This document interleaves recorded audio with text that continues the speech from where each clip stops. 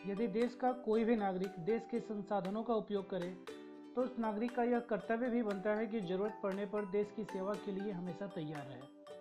पर देश में कुछ लोग ऐसे भी मौजूद होते हैं जो देश के संसाधनों का उपयोग देश के खिलाफ ही करने लगते हैं। ऐसे लोगों को देश का हित सोचने वाले की श्रेणी में नहीं रखा जा सकता। कुछ लोग स्वतंत्रता के नाम पर कुछ भी करने कहने को तैयार रहते हैं। अगर उनका किया कोई भी कृत्य देश के खिलाफ होता है तो वह देशद्रोह या राजद्रोह की श्रेणी में आता है। और बहुत से लोग यह नहीं जानते कि आखिर कौन सा काम राजद्रोह की श्रेणी में आएगा। क्या इस कानून की ज़रूरत है और क्या बीते कुछ सालों में इस कानून का गलत इस्तेमाल हुआ है? तो बने रहिए इस वीडियो के साथ जिसमें आप जानेंगे आरंभ से लेकर वर्तमान तक इस कानून के स्टेटस के बारे में। नमस्कार, फोकस बेसिक टॉक्स में आपका स्वागत है। मैं हूं एस रंजन। भारतीय दंड संहिता या इंडियन पिनल कोड की धारा 124 में राजद्रोह की सजा का उल्लेख है। इस कानून में राजद्रोह के 4 स्रोत बताए गए हैं: बोले गए शब्द, लिखे गए शब्द, संकेत या कार्टून। अगर दोष साबित हो गया तो 3 साल की सजा या जुर्माना या दोनों हो सकते हैं। इस कानून की अधिकतम सजा उम्र कैद है। इसके साथ 3 स्पष्टीकरण भी दिए गए हैं। पहले स्पष्टीकरण में असंतोष में देशद्रोही और दुश्मनी की सभी भावनाएं शामिल हैं। दूसरा और तीसरा स्पष्टीकरण यह कहता है कि कोई भी व्यक्ति सरकार के फैसलों या उपायों पर टिप्पणी कर सकता है, पर उससे अपमान या नफरत जाहिर नहीं होना चाहिए। जैसे मान लीजिए, अगर आपने कहा कि यह सरकार अच्छी है पर वैक्सीन पॉलिसी खराब है, तो यह राजद्रोह नहीं है। पर आपने सिर्फ इतना लिखा या कहा कि सरकार की वैक्सीन पॉलिसी खराब है, तो हालिया स्थिति यह है कि वह राजद्रोह का केस बन सकता है। भारत में इस कानून को सबसे पहले वर्ष 1837 में थॉमस मैकाले द्वारा भारतीय दंड संहिता की धारा 113 के माध्यम से पेश किया गया। अंग्रेजों ने इस कानून को इसलिए लाया क्योंकि भारत के क्रांतिकारी दल लगातार उनके शासन के खिलाफ देश में धरना और प्रदर्शन कर रहे थे। अर्थात अंग्रेज उनकी हुकूमत के खिलाफ लड़ने वाले भारतीय स्वतंत्रता सेनानियों को जेल में डालने के लिए इस कानून को लेकर आए। हालांकि यह बात ध्यान रखने योग्य है कि 1860 की मूल भारतीय दंड संहिता में यह कानून मौजूद नहीं था, लेकिन 1870 में ब्रिटिश सरकार ने भारतीय दंड संहिता में संशोधन किया और धारा 124A के माध्यम से इसे जोड़ दिया। इस कानून को जेम्स स्टीफन ने लिखा था। स्टीफन ने सीधे सीधे यह कह दिया था कि सरकार की आलोचना बिल्कुल बर्दाश्त नहीं की जाएगी। उसने यह पुलिस वालों पर छोड़ दिया था कि किस हरकत को राजद्रोह माना जा सकता है और किसे नहीं। इस प्रकार हम कह सकते हैं कि भारत में इस कानून ने प्रभावी रूप से 1870 में जन्म लिया। आगे चलकर 1898 में मैकाले दंड संहिता आई, जिसमें इसी बात को फिर से दोहराया गया। इस कानून को लेकर 1891 के बांगोबासी केस, 1897 और 1908 में बाल गंगाधर तिलक के केस, 1922 में महात्मा गांधी के केस में अदालतों ने कहा कि जरूरी नहीं कि हिंसा भड़कनी चाहिए। अगर अधिकारियों को लगता है कि किसी बयान से सरकार के खिलाफ असंतोष भड़क सकता है तो राजद्रोह के तहत गिरफ्तार कर सजा सुनाई जा सकती है। बाल गंगाधर तिलक के केस में तो जस्टिस आर्थर स्ट्रोची ने कहा था कि असंतोष भड़काने की कोशिश करना भी राजद्रोह है। लेकिन 1942 में भारत छोड़ो आंदोलन के दौरान इस कानून में बदलाव किया गया। बदलाव के तहत ये कहा गया कि सिर्फ सरकार के खिलाफ असंतोष जाहिर करने को राजद्रोह नहीं माना जा सकता, बल्कि उस स्थिति में इसे राजद्रोह माना जाएगा जब इस असंतोष के साथ हिंसा भड़काने और कानून व्यवस्था को बिगाड़ने की भी अपील की जाए।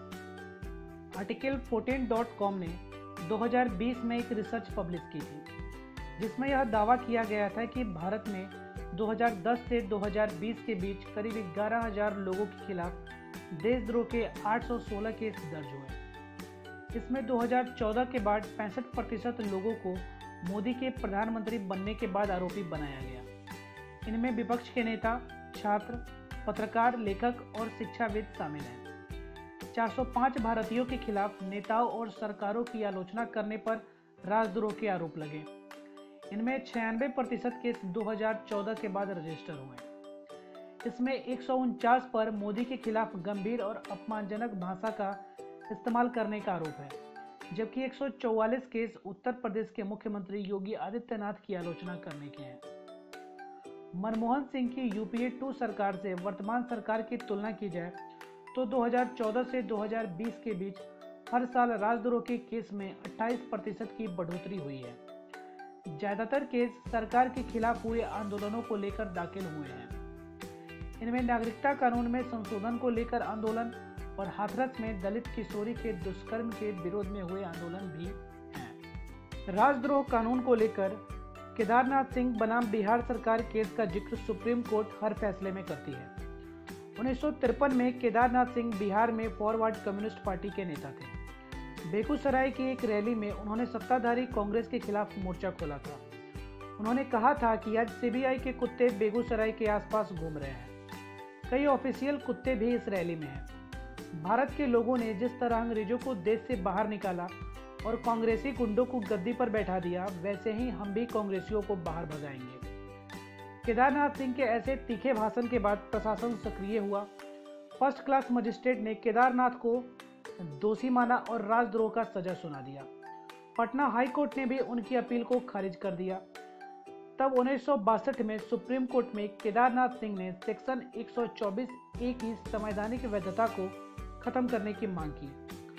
उनका कहना था कि संविधान के आर्टिकल 19 में उन्हें बोलने की आज़ादी मिली है और यह कानून उन्हें इस अधिकार से वंचित कर रहा है। तब सुप्रीम कोर्ट की 5 जजों की संवैधानिक बेंच ने इस कानून की वैधता को तो कायम रखा, पर इसका इस्तेमाल कब और कैसे किया जा सकता है, इसके लिए नियम तय कर दिए। तय हुआ कि सरकार की आलोचना करना राजद्रोह नहीं है। अगर लिखे या कहे गए शब्द सरकार के खिलाफ हिंसा भड़काने या कानून व्यवस्था बिगाड़ने के लिए हैं तो ही राजद्रोह का दोष बनेगा, अन्यथा नहीं।